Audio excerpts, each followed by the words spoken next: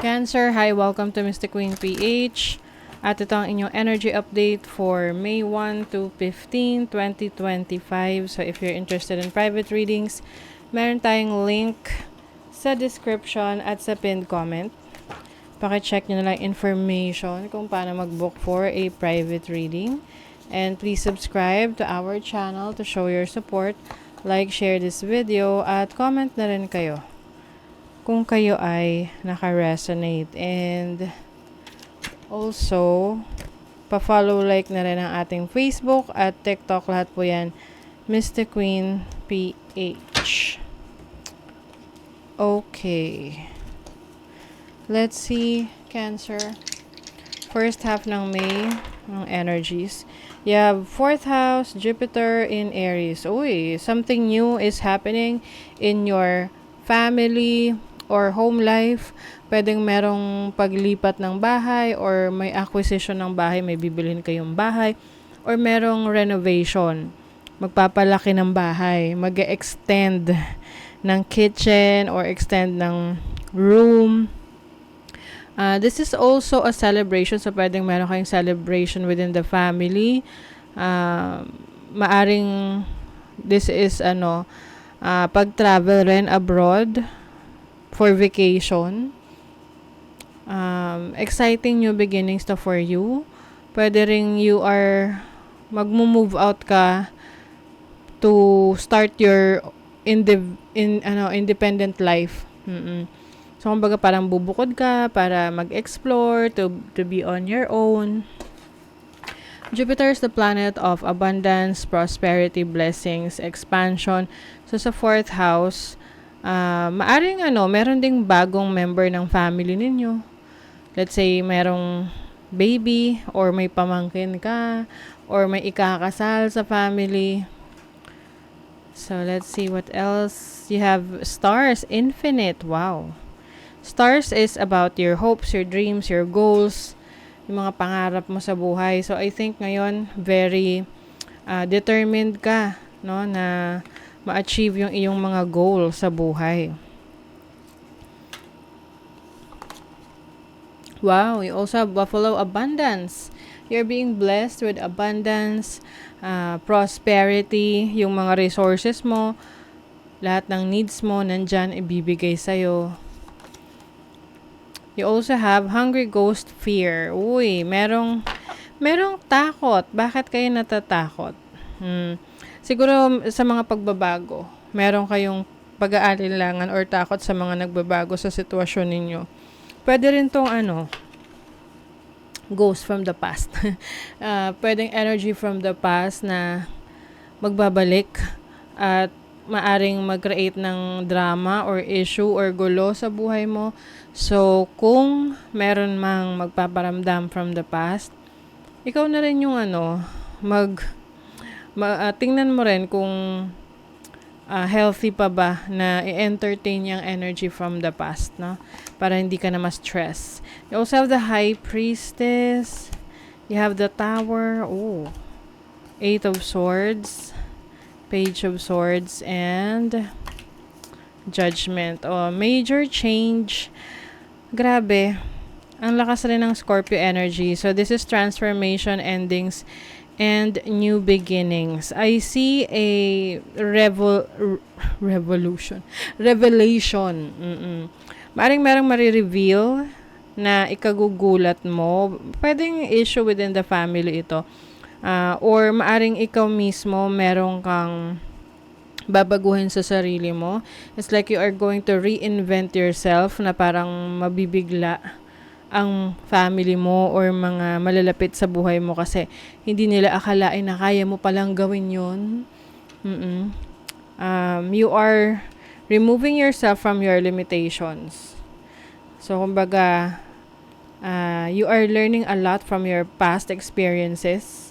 And ngayon, ready ka na to explore and try new things. You have a goal-oriented person. So, this can be you. Meron ka talagang goal na gusto mong ma-achieve. Tina-target mo talaga siya. Take care, there will be a loss of material wealth. Oh, okay. So, mag-ingat daw, lalo na kung maraming blessings na dumarating. Baka kasi may mag-take advantage sa'yo or medyo maging parang pabaya ka pagdating sa resources mo or sa pera mo, sa mga gamit mo. So, maging maingat. Marriage. Okay. So, maaring concern ngayong first half ng May ay ang relationship mo. Ito yung commitment mo. Pwede rin tong romantic relationship, pwede rin tong business partnership, or commitment mo sa trabaho, sa projects mo, or sa isang tao. Older man, dealings or relationship with an older man. This can be your father, your lolo, or someone within the family na you have to talk to, kailangan mo kaharapin, kausapin. You also have dragon, beware of self-delusion.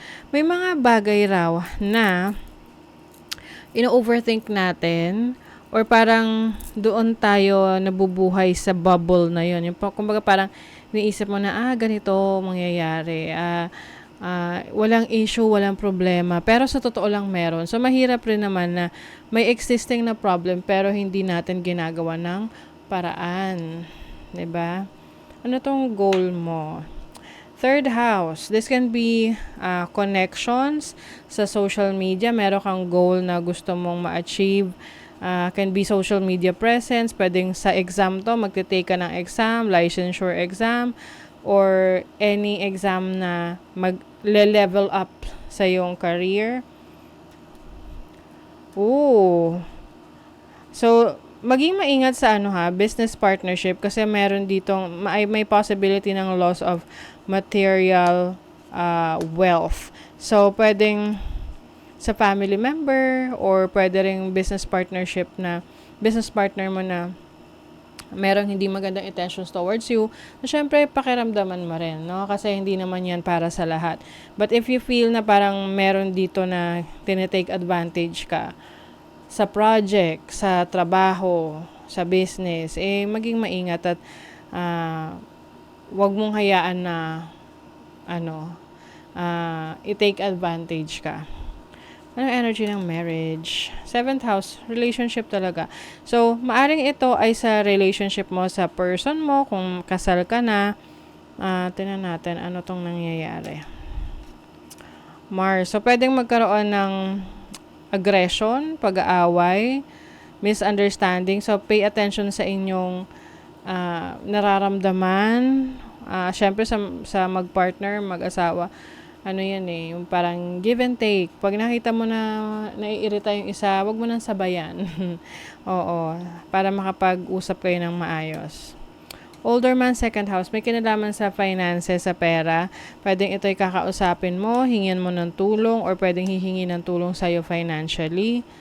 Ano itong self-delusion? Sa 4th house, within the family.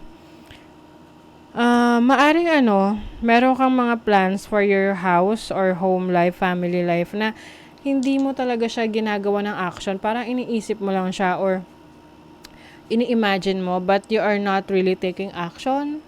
So, pag ganon, kailangan sasabayan mo siya ng action para maisakatuparan mo siya. For example, naisip mo lagi na, ipapa-renovate ko tong bahay ko or bibili ako ng bahay for my family.